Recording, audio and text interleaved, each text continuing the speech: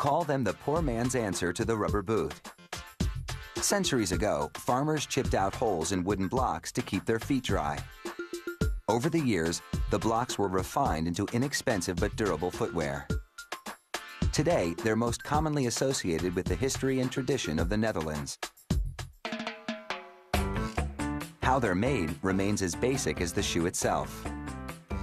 Most wooden shoes are crafted from poplar, a wood that's easy to carve and generally free of knots, so the wearer won't encounter any splinters.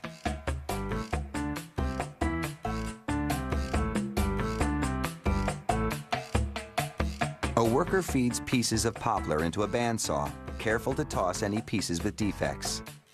The blade slices the wood into blocks called blanks.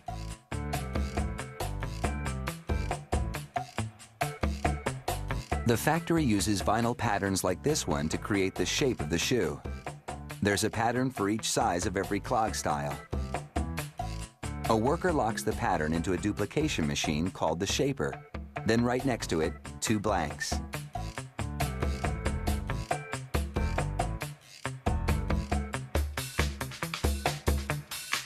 As this tracer moves over the shape of the pattern, the wheel on the left copies its movements exactly. Its blade shaving the wood as it moves up and down.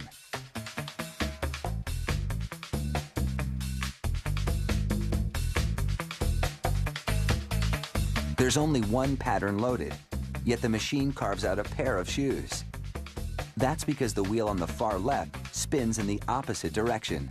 So as the blade saws away, it's creating 2 mirror image copies.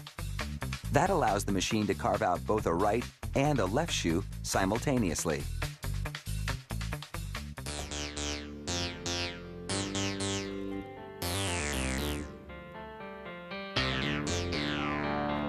Now for the instep. A worker positions the blanks onto what's called a dual-action boring machine. The center rod is called a tasker.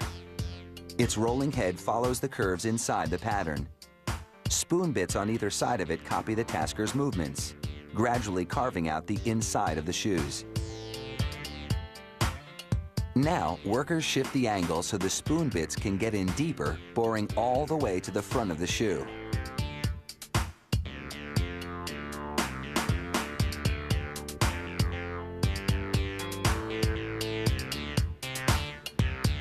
All that carving makes for a lot of wood chips.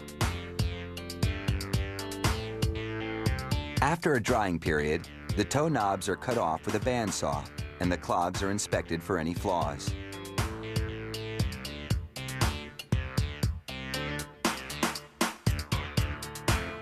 A disc sander grinds down the knob on the heel and refines the shape of the toe. The shoemaker uses a barrel sander to smooth out the opening.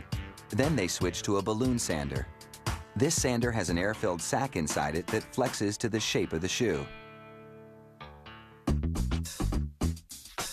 Now for the final step. An artist lays carbon paper on the shoe and a pattern on top of that. Then she traces the pattern.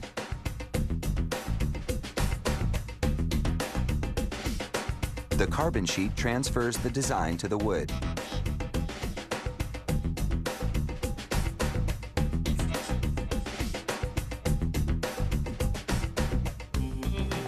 Now she goes over the design with a wood burner.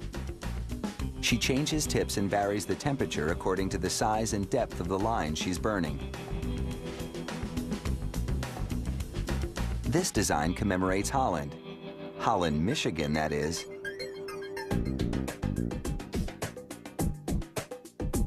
The artist now uses water-based paints to enhance the scene with color.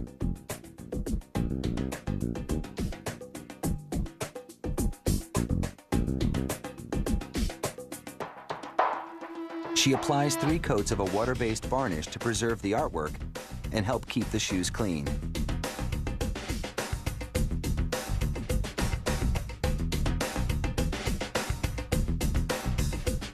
While most clog-wearing farmers opt for a plainer version, true clogaholics appreciate a little pizzazz.